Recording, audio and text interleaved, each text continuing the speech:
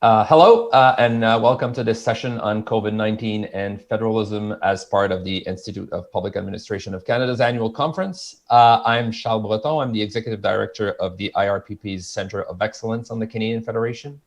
I want to thank IPAC for inviting us to have this great panel, and thank you all of you in attendance. So today we're going to discuss how COVID-19 has called on all levels of government to coordinate and collaborate on the fly. Something that may be difficult even in normal times. So we have a great panel here with two amazing scholars, Mireille Paquet and Robert Schertzer, and someone in Roxana Benoit with deep experience in intergovernmental affairs, both in the private and the public sector. So really interesting complementary point of views. So let's get going. I was hoping that we could start with a brief introduction. So if you could please just introduce yourself, your role, and where you're based. So we'll start with Roxana. Thank you, Charles. It's Roxana Benoit here. Good morning, everybody, and thank you so much for inviting me to participate. As Charles said, I have both public and private sector experience. Most recently, in April, I retired from Enbridge, where I was the Vice President, Public Affairs, Communications, and Sustainability. Prior to that, I was the Deputy Minister for International and Intergovernmental Relations for the province of Alberta. During some interesting times, which I'm sure we can talk about as we go through the panel. Prior to that, at a number of various not-for-profits. So thank you again, Charles, for inviting me, and I look forward to the discussion. Great, thank you for being here. Mireille. Hi, everybody, and thanks again for the invitation. I'm quite happy to be able to talk to public servants and people interested in intergovernmental relations. So I'm Mireille Paquet. I'm an associate professor of political science at Concordia University. I do research on Canadian federalism as well as on immigration, and I hold the Concordia Research Chair on the politics of immigration. And last but not least, Robert. Yeah, thanks. I just want to say thanks for being here. It's a real pleasure. I'm Robert Schertzer. I'm an associate professor at the University of Toronto. I research, like Mireille, federalism, but I also do a little bit of constitutional politics as well as a little bit of the politics of national diversity. Before joining University of Toronto, I don't just study politics and public policy. I was a public servant in the federal government for 10 years, working in mainly the area of intergovernmental relations and immigration, right? So very much what we're going to talk about today a little bit. And I'm really happy to be here. Great. So thanks again to all of you. So we'll jump right in. So Mireille and Robert, in somewhat of a coincidence, the Center of Excellence that I'm directing just published a great study by both of you. And we can use that as a starting point, even if it's not on COVID specifically. So the study is about the 2017-2018 influx of irregular migrants, people walking over from the US, mostly in Quebec. So in that paper, you describe this, the asylum seekers, irregular border crossings, as a complex intergovernmental problem, a concept that you've also applied elsewhere to the pandemic, which we'll get to in a moment. So I first wanted to ask you, one of you or both of you, to describe what constitutes a complex intergovernmental problem. What is that? So I'll start, and thank you for the question, Charles. So we have applied this concept to our study of irregular border crossings in Canada since 2017, as well as to the COVID-19 pandemic. And so we were really looking for a way to talk about problems and policy problems that have a deep intergovernmental dimension, but that also create specific challenge for intergovernmental relations. And this is important, these two elements, because I think that anybody who's engaged in IGR would say that every problem is intergovernmental, right? Like everything has an impact for intergovernmental relations. But what we're really after when we talk about complex intergovernmental problems are problems that really specifically challenge the way of doing intergovernmental relations, while at the same time demanding an intergovernmental response. So we have this classic definition. We call them intractable, boundary spanning, and salient policy problems that unfold within intergovernmental system, but at the same time challenge intergovernmental systems. So we propose several examples of that. So the irregular border crossings is one, the opioid crisis in Canada is another example. We also think of climate change at specific moment, especially when it's salient. And in this definition, we have really 4 characteristics that make intergovernmental problems complex intergovernmental problems. So the first one is that they are problems that are created by exogenous factors that really government cannot address. And so what we have are problems on which government can only respond to the consequences of. So that's the first characteristic. The second one is that these problems, these complex intergovernmental problems, demand collaboration from all levels of government to address said consequences. So they're not problems that we can fix only with federal action or with provincial action. And the third element and the third characteristic of intergovernmental problem is that they challenge the way of doing IGR as it was before. So they challenge existing norms, they call into question the organization of venues, such as peak institutions, and they also challenge the norms and the way of thinking about who's responsible for what. So these are the first 3, but we also propose that there's a 4th characteristic of complex intergovernmental problem that make them especially sticky. And Robert will tell you more about that because it's really a specialty. I'm interested in this one in particular, because one of the things that Maria was saying we were trying to figure out is, as all problems are intergovernmental problems, right? What makes them really complex and difficult to challenge and paradoxical in a way? And so we think really important here is the political salience of issues, right? Particularly here, like the level of public and political attention, like how much in the minds of people is an issue reverberating. And, Maria said the opioid crisis, these major events, they really do this, right? They really kind of reverberate in people's minds. And we think this matters a lot for IGR because it turns all these complex problems into barriers for collective action and collaboration. So they make these already complex problems really difficult for governments to actually collaborate. They get political actors' backs up, right? And they start to change the cost benefit of how governments can work together. And it's, it's this combination of factors, the 3 that Maria just talked about, and this political salience that turns these complex governmental problems into really complex intergovernmental problems. We talk about it as a bit of a paradox, right? These complex intergovernmental problems are files that require the most coordination and collaboration of responses of governments to manage them, but they make that collaboration really difficult, right? So it's like a catch-22. And it's that, that whole gambit there that really we think encompasses like what a CIP is.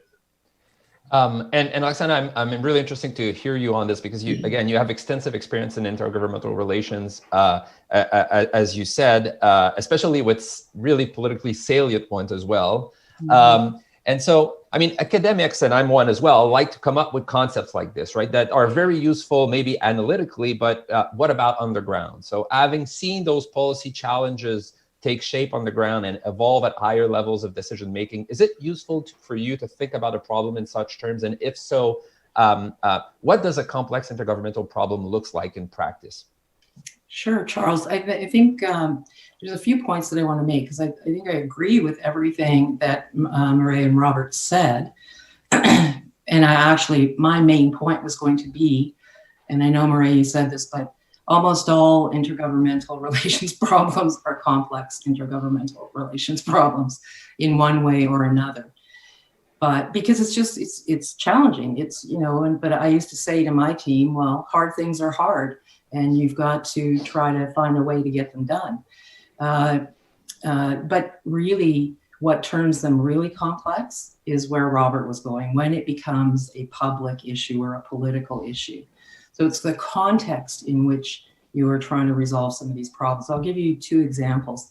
One was the CETA negotiations. Now, the complex trade issues being discussed, all governments were at the table. There were rough points, no doubt, and many issues that had to be sort of pounded out at tables that were set up. But it never became one of those sort of external issues. It didn't become, at least, there was talk about it, but it didn't become a challenge publicly or politically. And then the other example I'm going to give you is one that you won't be surprised at, but it's about pipelines. Talk about it's not actually that complex of an intergovernmental relations problem.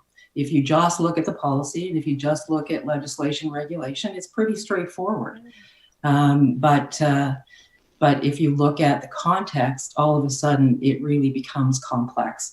And just as an example, when there were discussions between Canada, Alberta, and British Columbia about pipelines going to the West Coast, there were discussions going on. We knew we had a challenge. We knew we had to deal with how do we address the issues that BC was raising. And so a lot of discussion was happening quietly. And then we went to Halifax. I can't remember what year it was, 2012. I think we went to Halifax for the Council of the Federation meeting. And at one point during the meeting, Premier Clark left the room. And 10 minutes later, she was in front of a microphone announcing BC's 5 conditions to build a pipeline in British Columbia. So that completely changed the landscape, completely changed the context. Now you have public, media, politics, all of those issues that really make it hard to manage. And I think, Robert, you mentioned that, it's in the paper. So in my view, there's kind of 3 things that happen to turn it into a real complex problem that requires a whole facet of responses. And one is the public or media, how quickly does it become public? What happens if it becomes public? The challenge that you're facing, and how are you going to deal with that? And the subtext to that is we're now working in cyber time. So what is an issue that you may think you can manage? By the time you figured out how you think you're going to manage it, you're behind. You're already behind. The second is politics. As Robert said, there's different political issues. There's different political agendas, and maneuvering those is really an IGR specialty skill, I would say. Yeah. And sometimes you end up with what we call it over the last couple of years, what me and my team at Enbridge were calling is like policy pendulums, where the policy changes so quickly that you really are scrambling to try to keep up, or you change governments, or something happens that changes the approach. And the third one is personalities or relationships. If you have good relationships with your colleagues in other jurisdictions, that helps you address a myriad of issues, just being able to pick up the phone and talk. So, those are kind of that's the context I think you need to look at these things in.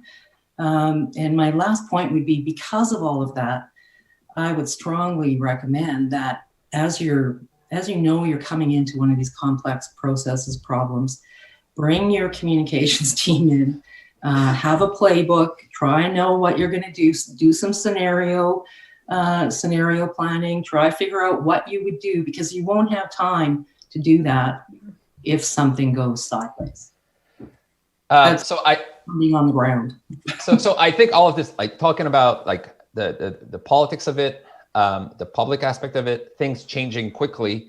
I think we can all agree that COVID-19 is a pretty good example of something like that, right? So the theme of the conference is building the new normal. I would argue that we're not building it yet, that we're not out of the woods, but still, it goes without saying that COVID-19 has challenged our institutions and way of operating. And as I said previously, Mireille and Robert, you've applied this concept of complex intergovernmental problem to the COVID pandemic. And so do you believe that it is treated as such? Do you see the same pattern in how it is handled intergovernmentally that you saw when you were studying asylum seekers? What are the similarities or differences here, at least to this point, because we're not out of it at all? Yeah, so that's a really good question. I'll start on this, and then I'll surely forget something, and Marie can jump in. Absolutely, yes. The answer is yes. It is clearly a complex intergovernmental problem, and we're seeing many of the same patterns that we saw with the asylum seeker file and irregular border crossings and other complex intergovernmental problems. And, kind of just going back, academics do love to do this. They love to create some kind of special concept or new way of talking about old things, right? But we think that if you approach even COVID-19 as a CIP, it helps us kind of assess what's happened so far and where we're going, right? And that's kind of part of what we're trying to do in thinking through it this lens. And pandemics are absolutely the exemplar of like complex intergovernmental problems, right? They have all the characteristics that Marie was talking about. what's the old adage that viruses know no borders, right? And they require our system in Canada, in particular in federations, to have really coordinated action and complex roles and responsibilities to respond. And one of the interesting things I think when we think about it through this CIP lens is that, we have had complex intergovernmental problems in the past in Canada that shape how we're responding now. So we had a pandemic not too long ago in SARS, right, in 2003, that is fundamentally shaping how the COVID-19 response is playing out in Canada. And that's because SARS didn't work out very well from an intergovernmental perspective, right? Healthline, our frontline workers didn't have the training and resources they need. They didn't have the PPE. There was not a whole set of institutional venues and intergovernmental channels for Ottawa and the provinces to really work out the public health aspect of the response. And there was massive miscommunications, right, during SARS in 2003 between Toronto, Ontario, and the federal government. And we know this because there's really good work on this, right? David Naylor did a really good report on SARS and on the kind of failures of the public health system. And stemming from that, we have the Public Health Agency of Canada, and we have a whole series of provincial and territorial public health agencies that now have a series of venues to coordinate. And, in short, what we've learned from the the way intergovernmental relations played out during SARS is that these set of institutions, norms, and processes that were set up then could help us with COVID-19, right? And that's why we, I think this, bringing it back to your question, right, is this, COVID-19 has certainly been managed relatively well in terms of an intergovernmental set of processes, right? We can talk about the issues at the local level. We can talk about the public policy responses, the path dependency of decisions around education and things, right? But from an FPT perspective, I think COVID-19 so far, the early indications are that governments have learned from past CIPs and have responded. And Murray and I have made this case on a few instances, right? And, just quickly, I think here, what we've seen in terms of how the COVID-19 crisis so far has been managed as a CIP is a number of things, right? We've seen very first clear common communication, right? So we see a really clear approach that public health officers across the country communicating to the public what's happening, both at the local and the federal level. Theresa Tam, Dr. Tam is a member of my family, right? She's always on the TV, right? You see her all the time. We see our public health officials. We can all picture our local and provincial officials. But it's also not just government to public. Governments are communicating, right? The Prime Minister is holding weekly calls with the premiers, right? There's a whole venue set up of IGR coordination here, which is a marked difference from how some intergovernmental problems are dealt with. And then, as part of this, there's been pretty dedicated resources to managing the crisis, right? So it's not just talk, and there's actually been attempts to coordinate and actually distribute resources, not just CERB and small business support, but actual discussions of federal, provincial discussions. And I think coming back to the political salience idea, I think the number one feature so far in actually the lessons learned from past crises is that there's been a fairly united political front on this. Mm-hmm. Right. So between levels of government, we're not seeing the kind of political bickering and divisive politics that would often accentuate fiscal federalism, right? And these really difficult discussions. And so political parties at different levels and within levels of government as well, there's starting to be cracks, and we can come back to that a little bit. For sure. But I think the initial response, I still think we're now in the end of the initial response, if that makes any sense, right? We're heading the medium term, and so far the salience is rising, and there will be changes for sure. Political scientists shouldn't predict stuff, but there will be changes, right? And there'll be problems. But so far that has kind of been an important lesson and a really important early indication, right, of how governments are handling this. So anyways, I hope that kind of lays out a little bit where we're coming from. Murray, I probably left a bunch of stuff out. No, I just wanted to add maybe to the last point you were making. So one of the things that we see in our research, both for the asylum seeker file as well as for other intergovernmental problems, what Robert was talking about is that CIPs don't remain stable in time, and intergovernmental response doesn't remain the same.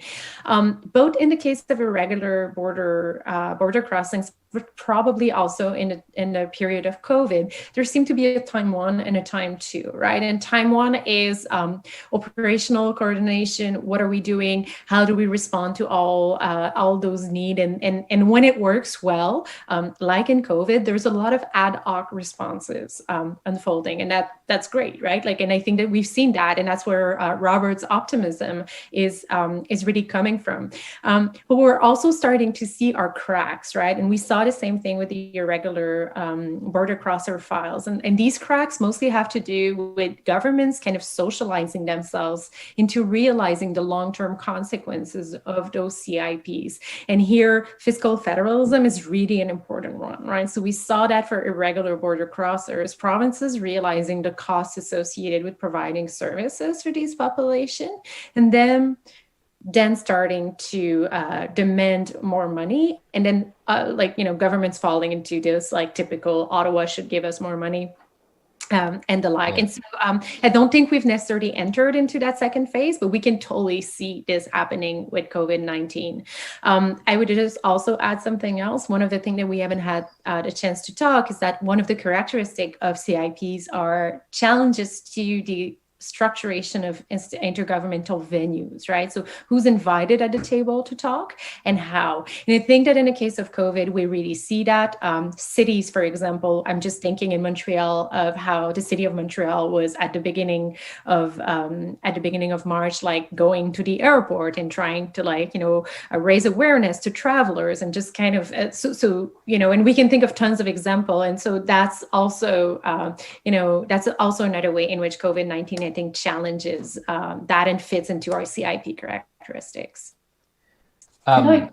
Yeah, please go ahead. Because I think we need to also ensure that we are clear about sort of what's a complex intergovernmental problem and what's a crisis, because there's different process and response to when you're having a crisis response or an incident response.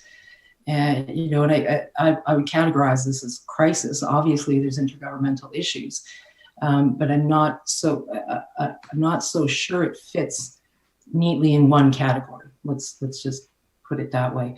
And when you are responding, and because you can apply this to like a natural disaster, we've had significant fires in Alberta, and that requires intergovernmental response.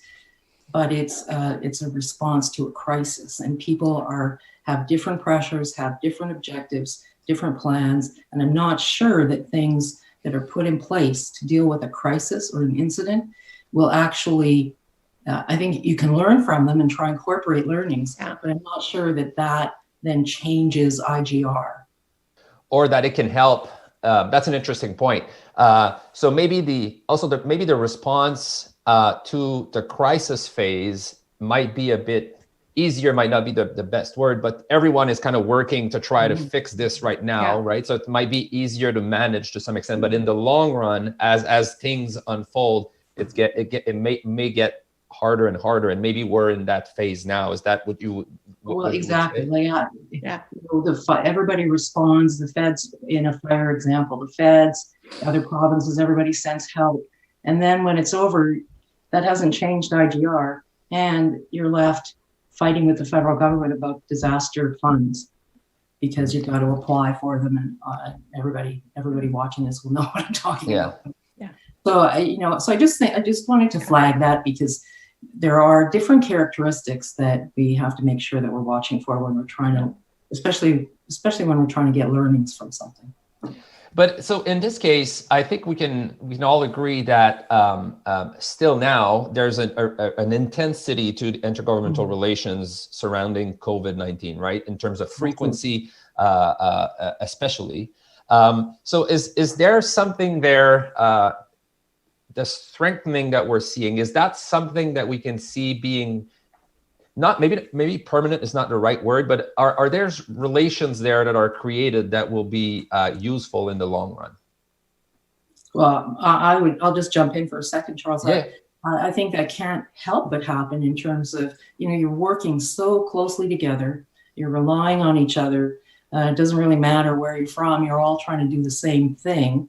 So that can't do anything but help as you go forward, because back to my 3 points: personalities, relationships. But I think people should be careful to read too much into what they see on the surface of this, because I would imagine, if I was a fly on a wall somewhere in a room, that it's not that happy behind the scenes, that people are, there's a lot of issues, a lot of challenges. And people are trying to deal with it, and I think we're seeing cracks over the next few days in terms of the prime minister, the premiers, who's doing what and when and who's responsible for what. And we're not going to do it because you haven't given us the money, which all of us in IGR knows at the end of the day is going to be the issue. Absolutely. And just, picking up on that exact point, your point on relationships and trust and personality, Roxana, really is bang on, right? And see, I think what we see in these instances is you are building up and learning and having norms established, right? Working rules, how we kind of work on a problem together that gets you towards a more substantive understanding of the roles and responsibilities of the government in relation to a file. And that's what helps you deal with when the challenges come. Because it's very easy in the beginning to say, let's all collaborate and have a meeting and we can have a phone call. And then even as soon as you get to, those who work in IGR, what's on the agenda? Then you fight about the agenda, right? Itself, before you even get to, you fight about the money, right? And then through those processes, though, you build up trust, right? Between political officials and between civil servants, right? And, that's the job of IGR civil servants. And they build those norms, and that's what helps you deal with this going forward. And I think it comes to, Roxana, what you're saying, that not all crises are complex intergovernmental problems for sure, right? I would make an argument that COVID is, because of some of what Murray was saying, is that it's boundary spanning, right? This is something that governments can't treat. They can't treat the problem. They can only manage the symptoms, right? And so the ability of governments to have these institutions to work forward as we go into the medium and longer term on this, and we get to the stickier issues, that trust and all those calls, all the first ministers meetings, and then all the ministerial level meetings and all the officials talking, that's what should help our IGR system both survive this and become out stronger, right? Hopefully. As Renee said, I'm ever an optimist, right? Ever on this stuff, always. But that's, I think an important kind of thing. On the boundary spanning, I think COVID is especially different or particular in the sense that it's boundary spanning, geographical boundary spanning, but also sectorial, right? It's not just health. It's not just public health. It's not just healthcare. It's not just the economy. Like, it's all of that at the same time. So there's a lot of people around the table. Okay, so one thing I wanted to get a sense of, again, there's an intensity in those relations going on right now. COVID response has also been a pretty clear demonstration, in my mind at least, how Canada's federation is decentralized and regionalized. And while there is discussions, we can also see every provinces and even municipalities reacting somewhat differently, or through a different pattern or at different stages. And so one province's innovative approach can be exported to others or maybe not. So Mireille and Robert, I was just curious, in your mind, is there institution practices, dynamics that are able to support that kind of policy learning in Canada, or that maybe are not there and should have been there for that learning to happen throughout this pandemic? So I won't be able, Charles, to answer your great question about what should happen during the pandemic, because maybe next year we do the same panel and then we answer. But I can answer about what has been demonstrated by research. And then I'd like to hear about Roxane's point of view on that, right? Because I think practice is probably more telling. But what we know is that generally in Canada, despite the very decentralized nature of our federation, there's a great deal of learning, as well as forces leading to policy convergence across jurisdiction. And I can think of great research from Jen Wallner at the University of Toronto that's really shown how that's happening in the field of education, for example, despite the fact that we have no national standards on the topic. And what we know is two things. So first off, institutions and a really, really broad sense of the term matters. So when we think of institution, it can be peak IGR institution. I'm thinking, however, mostly of specialized intergovernmental venues. In our case, for example, the Forum of Ministers responsible for immigration that has table both for elected officials as well as for officials. And what we've seen, what research shows as well, is that what really matters for learning are administrative intergovernmental relations and how public servants talk to one another, how policy shops have relationships, as well as of practices of all these shops in informal data gathering on practices and what other jurisdictions are doing. So I put all of that into institutions, but I would say that if you do any research on how it happens, a lot of people say also friendships and relationships really matter in making that learning happen. And I'd just add that another thing that's been proven is that competition is a key driver of this learning as well. So jurisdictions trying to emulate one another for various reasons. So usually we learn of competition mostly about like tax issues or fiscal entitlement or business, but we can see that as well in other fields such as immigration. So, but I would really point to those relationships, those institutions, as well as this competitive nature. And I'm sure that I'm forgetting things, but that's what research has shown so far. And Roxana, on the ground, go ahead, Robert, sorry. I was just going to say my favorite word when it comes to this really quickly, and Roxana could, well, I'm sure, say it in remote relationship, but I think here what Mode is talking about, I care about norms, right? The norms that get built up here as learning mechanisms. So I like to talk about them in the working rules, right? How we work together that get to that substantive rule of what are our roles and responsibilities. And you have the learning, the policy learning, I think, and the best practice sharing through those prisms, right? That's it. When I think about the institutions, I also think about the secretariats and the administrations, but I also think about the kind of policy statements and the big vision statements that come out in areas that try to set some of the norms of how governments work together. I just like to say the word norms at least once in every presentation, so I have to say it there. So Roxana, how does that happen on the ground? That policy, we call it, like in academia, people call it learning, but maybe copying is a better term. I don't know, but like, how are various provinces or orders of government looking at what others are doing and trying, like, how is this happening in real time, especially in something like during the pandemic? Yeah, well, there's several ways that it happens on an ongoing daily basis. As Maria was saying, that a lot of this is relationships between colleagues in different jurisdictions. So there's ongoing discussions from deputy to deputy, ADM to ADM, all the way down the chain, because people are talking, wanting to know what we have this issue. Have you guys ever had this issue? And how did you address it if you did? So those conversations are happening regularly. There's tables that are set for, as again Marie said, on a department by department or sector by sector basis for elected and unelected officials. And from an IGR perspective, we would send an IGR person to each of those different sector meetings so that we had a sense of what was happening across government and take a whole of government approach then to intergovernmental relations. There is competition, absolutely. And depending on what the issue is, that can be friendly or not so friendly. Because even though you may have relationships, you also have a job to do. Yeah. And you're also, you're representing your province and you have to look after their interests. So that competition is definitely there. The only thing I'd add to that is that there's also coalitions. Yeah. So you can build coalitions around the table as well. And, it's no surprise, Alberta and Quebec have been sort of on the same page on a lot of these issues, maybe for different reasons, but looking at for the same objective. So those kinds of things happen all the time, depending on what the issue is. And it's the relationships that keep those chains strong, so that even though you might be competing on one issue, you can collaborate on the other issue. So I think on the ground, it happens exactly the way you think it does.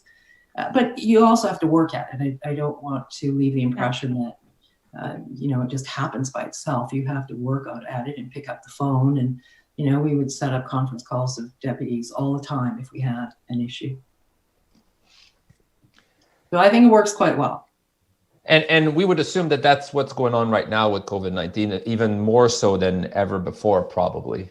Yeah, I would imagine so. Some more intense than others, but as this kind of grows and the implications continue to grow, it's going to be interesting to see how some of those challenges unfold, because we are starting to see the media side and the politics side of the 3 points that I made earlier with their heads here. And I guess there's a question there for you as well, knowing what you've been in that position before, but at a moment like we were discussing that just earlier, we are starting to see some cracks happening, whether the prime minister not seeing eye to eye with some premiers on as to what should be done now. Two premiers not necessarily seeing eye to eye as to what should happen now. At that moment, is there a possibility that these discussions kind of break down, or are they sustained through not crisis, but when cracks appears? These discussions that were going well when things were going well, are they still happening? Or do people just go back to their province and stop talking to each other? What happens when those cracks start happening? Well, most of the time, the conversations, back channel conversations, continue to happen, and you try to resolve the issue. If the politics get too hot, though, you may get some direction to pull back. You may get direction to hold off on moving forward with something that you had agreed to move forward with until whatever that particular sticking point is dealt with. That's just the reality. So your premier may tell you, hold on moving forward with that piece of work, because until we get this resolved with the feds, we're not going to move. We're not going to move on it. So those kinds of things can happen, absolutely, and that's the sort of politics of it. That you can get caught in. But that being said, I would expect and hope that deputies, ADMs, others are talking to try to resolve what that rift is, so that they can patch that up and keep moving. But it's really, as Merle said, it's like, and one, show me the money is probably what's happening behind the scenes. Yeah. So Mireille and Robert, having studied, to go back to the asylum seekers example, because I think if we're applying the analytical perspective to it, to COVID, that you apply to that, like that crisis, that problem is at a later stage. So seeing what people involved in that complex intergovernmental issues have learned through the process, how the process have changed. Is there any lessons in the process there that can be applied to this new phase of COVID-19 of the COVID-19 pandemic? Is there anything that practitioners can learn from the asylum seekers crisis and apply it to the current one? Yeah, absolutely. So, there's lots of novel things that happened with that asylum seeker file that I think really have a lot of applicability for COVID-19 and other CIPs. But sticking with the theme of paradoxically, I think it also starts to just talk a little bit what didn't work in the asylum seeker file. So Murray talked about time one, time two, which I think is really important kind of point here, right? The initial phase and then the later phases. And we can even break up the initial phase of the asylum seeker file a little bit, right? So if we go back to 2017, where we have a real rise in the number of irregular border crossers coming across the Canada-US border, particularly in Quebec at Roxham Road. At the outset of this spike of crossings, right, there was a real lack of coordination between the federal and provincial governments. Like there was, you don't want to say operational chaos, but somewhat, getting close to some operational lack of understanding of who was supposed to be doing what. And receiving migrants as they came across the border was difficult, and figuring out how to transport them and house them. And there were some issues there, right? But as we show in the report, what actually happened is, this is interesting, right? Because there was a lot of operational confusion and role confusion. But as Murray mentioned a little bit in passing, right, immigration is an area that's has dense intergovernmental networks and strong connections between federal and provincial governments over a long period of time.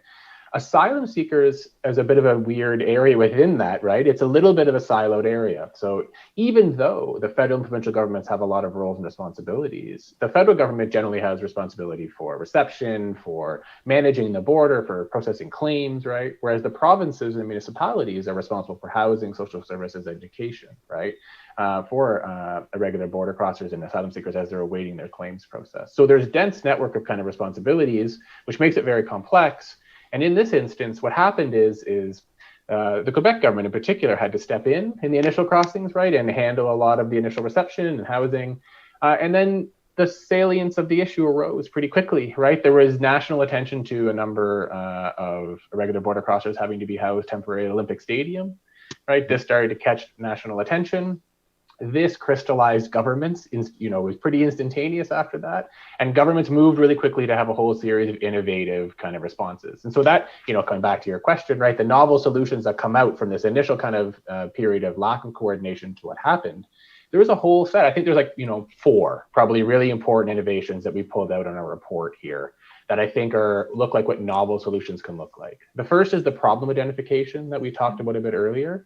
So there was a venue established right after the Olympic Stadium story started to hit the news, where an ad hoc intergovernmental task force on irregular migration was set up. And this is a big innovation, right, in IGR world. It was a venue for Ottawa, Quebec, and Ontario, and ministers responsible for immigration in these areas to come together and discuss the policy file itself, right? So a task force on the issue.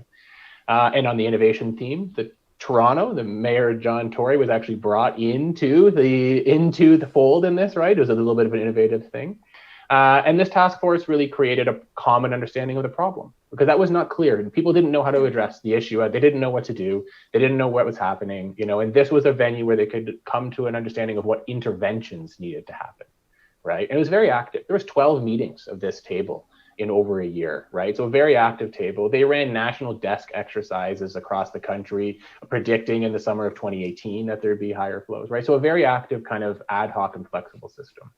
And I'll be quick here, right? But then that was also matched with some dedicated resources and some flexibility to jurisdiction, right? So two kind of combined things here. Yeah. The federal government established something called the Interim Housing Assistance Program, which is a huge innovation. It started to spend and support provinces in an area of traditionally their area of responsibility, right? With their collaboration. It wasn't just we're going to be doing this. There was meetings and discussions, and over $300 million put into this program to assist with the big sticking point, which is housing migrants, right? Housing irregular border crossers as they're waiting claims. And then finally, this is kind of one of the things I'm really interested in all of this. There was an attempt to share responsibility across the entire federation, which was a really, this was really an instance where Ontario, Quebec were really feeling the irregular border crossing issue, right? The migrants were coming in through Roxham Road, the asylum seekers coming in through Roxham Road, settling in Montreal and Quebec, and also in Toronto. And there were some issues in some instances of this in Manitoba and BC, but less so, right? This is really a localized issue. And in response to this, right, there was an attempt to create a program where the governments would facilitate settling families outside of Toronto, Montreal. Okay, and a lot of work went into this, calls out to the provinces to try and do this. In the end, they resettled 5 families to Chatham, Kent, largely at the innovation of the mayor there, who really wanted to get involved. So it didn't work, but it was an attempt. This was the first kind of attempt of this. And I think that kind of underpins this. The novel solutions were about shifting the working rules, which they got to. They started to work together, but they didn't necessarily get all the way to shift on the substantive rules of what were the roles and responsibilities. And I think that's kind of the lesson, right? The innovative lessons that come out of that is to do both of those. That's kind of, I've talked for too long, but that's kind of what we took, I think. Marie, if I missed something, the lessons from Asylum Seeker File in 2017 to today's CIPs. I would just maybe add, we obviously took maybe more of a comparative outlook to this than some practitioners would take, looking at other jurisdictions that are federations and that also face similar issue. I'm thinking here of Germany, for example, who had a large influx of asylum seekers. And in both cases, obviously the responses and the amplitude of the issue is very different. But ultimately what matters is both a common understanding of the problem, as Robert is saying, but also clear and clear mechanism for burden sharing. So that includes both, where people go as well as how do we pay for it, but trust in that burden sharing system. And the issue now, and we'll talk about that potentially later, is, building, taking that that trust in time one, and then shifting it to a long-term solution that is that's gonna maintain that trust. But so burden sharing is interesting. Isn't in that case asylum seekers a bit more complicated than COVID-19 in the sense that whose burden is what is for asylum seekers? It wasn't clear who had to do what necessarily, or maybe it was. I don't. But from my perspective, it wasn't exactly clear. Whereas for the COVID reaction from the get-go, maybe it was just an understanding or discussion. It was pretty clear. Well, maybe not for closing the borders early enough, but it was pretty clear what the federal government was going to do and what the provincial governments were going to do. The federal government was going to give money and deal with programs like CERB, and the provincial government were going to deal with the public health aspect of it mostly. Right? Is the asylum seekers here in terms of burden sharing and whose burden is what? Is it simpler or more complicated? So first off, I'd like to push back on that a little bit. Yeah, okay. And once again, Charles, maybe ask you to reorganize the table next year so we can like test that. Because we do this every year. Yeah, because I do feel like maybe on paper it sounds more clear, but don't forget that we're talking about public health, which is a super gray area in intergovernmental relation in Canada. So that's already that. But I also think that, you know, my hunch, and once again, that's an hunch based on no, you know, data collected, is that it was pretty clear what would be the consequences of this problem early on, right? And so obviously, if you frame COVID as only a public health issue, you have a better understanding of who's in charge. But I feel like, you know, everybody understood that any lockdown would have major, you know, social, political, and economic consequences that went way beyond just implementing CERB and closing the border. So I'd kind of push on that, and I'll let Robert or Roxana maybe add to that. I just want to add one thing and then I'll get out of the way, which is that it's clear now, but it wasn't clear at the outset, right? Yeah. Remember, there was a call and a discussion about invoking the Emergencies Act. Yeah, and that was discussed by premiers and the Prime Minister and decided as a group to not do that, right? And if that happens, then, you know, even to, you know, if you even just take recently, the Prime Minister has started to send signals that the federal government would like provinces to perhaps take a stronger approach to lockdowns, right? And then, you know, and then there are surely fault lines coming between premiers and provinces that are going to be more lenient on that and those that are going to more align with the federal government's perspectives. So it's clear because I think, you know, that the intergovernmental institutions worked in a way and they kind of came to a common understanding at the very outset of what they were going to do. Federal government provides finances and manages borders, you know, and redistributes PPE and leads on procuring vaccine, and provinces deal with local public health and economic issues. We'll see if that plays out. I don't know, right? So it comes down to distribution and money over time, right? So anyway, sorry. So Roxana, I'm really curious what you have to say. Well, the thing that I'd add to that is that, and it's sort of flowing from what both of you just said, but yeah, this is a public health issue, but it has grown into an all-encompassing issue. Everything is touched, everything is impacted. And so, you know, we've got to look at all governments to play their role. The federal government has an additional role in, I mean, what you outlined already in terms of PPE, all of that sort of federal management, but the national economy is at risk.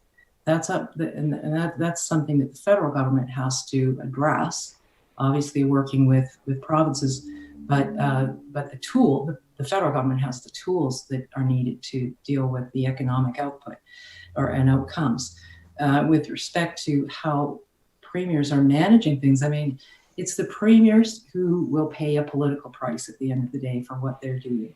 So they're the ones who are sort of on the edge of the knife here, trying to determine when it's best to shut down, how to shut down if that's necessary, what the consequences are going to be, because I think they also see unintended consequences from the last time that that we went through this. So, there's big political calculations being made by most of these premiers and by the Prime Minister that will color how they respond. And the idea of burden sharing is probably something that will just continue to create challenges for trying to come to a solution, because provinces just don't have the money that's required to deal with this issue. You know, my province, we're $24 billion deficit. Like no one knows how we're going to deal with that. And so the federal government really needs to, it would be my suggestion, the federal government needs to continue doing what they're doing with respect to health and supporting the provinces, but getting a handle on what the economic realities are going to be and how that's going to be addressed requires their attention.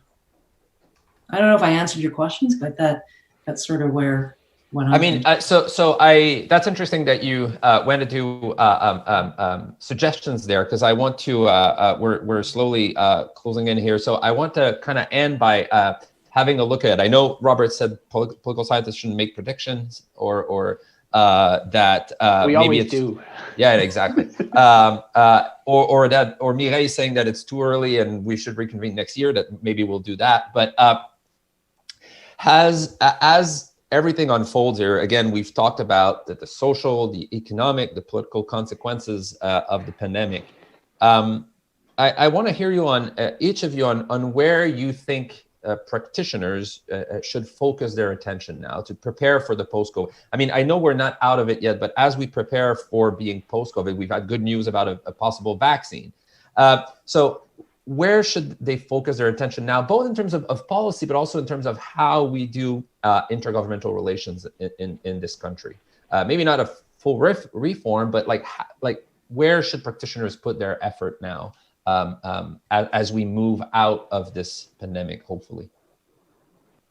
Maybe I can start. Oh, no, you should go. Go ahead, Marie, go ahead. All right, thank you.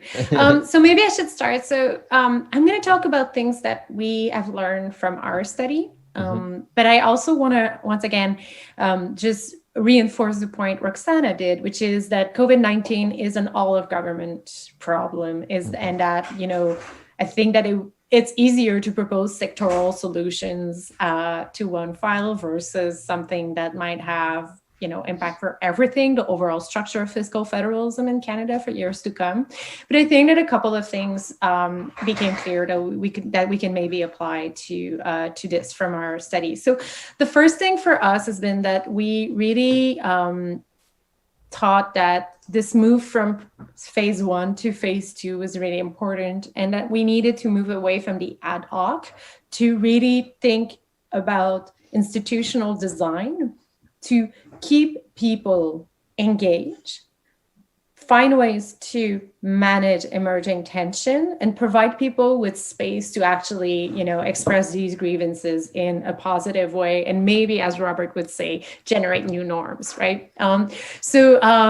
We for us that was important, because what we saw for the asylum fallout is that, you know, in phase 1, what was pretty extraordinary is that despite the confusion, people continue to provide services to asylum seekers. And we had one interviewee in our study that just said, you know what, I'm so proud nobody was left out in the cold. And that's something that, you know, like showed that the government was able to provide services and to do what it is supposed to do. And so we want to make sure that this continues. So our focus has been in the study on making that move from the ad hoc table, ad hoc funding mechanism, ad hoc invitation to Ontario, to really moving to a more formal set of institution and practices. So the first one that we proposed was regularization of funding arrangements. So moving from entering federal funding for housing to something that would be more predictable.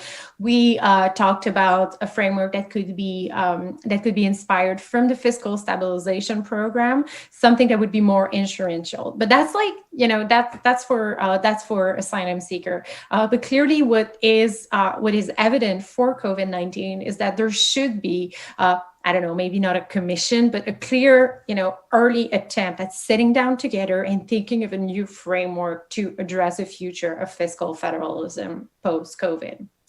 The second thing I'd like to point out is the need to actually think more, take more precisely of the role of municipalities within responses and within that new framework, right? What we saw for asylum seekers is that Ontario was invited to the table after Toronto was invited to the table after Ontario left ad hoc institution because the Ford government decided to withdraw from negotiation.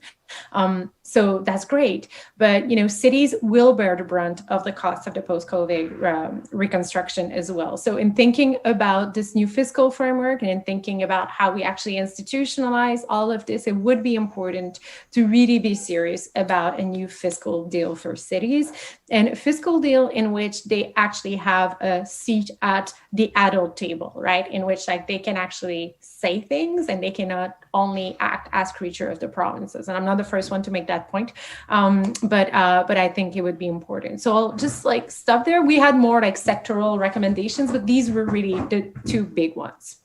I'll just say I have one or two things to Marie, but only one or two, and then, you know, we'll end with the practitioner on the practitioner stuff, because I think that's the most, that's what we should be hearing right now, right? Yeah. But, you know, here I think there's two. I think Marie, underpinning what a lot of Marie was saying is and Murray's written a piece on this. We're in a critical juncture right now, right? We're at this moment of, these crises that make a lot of things unclear as to what's going to happen, but those are difficult, but they're also opportunities, right? So, you mentioned only in passing my commission on the future of fiscal federalism. I absolutely, I know royal commissions are out of favor, but absolutely, these are the time and point to actually think going forward how to underpin the fiscal structures of our federation, because it is so wide-reaching. The other part of that I often come back to here is one of the good things has been the amount of communication that the IGR is so opaque, right? It's so complex.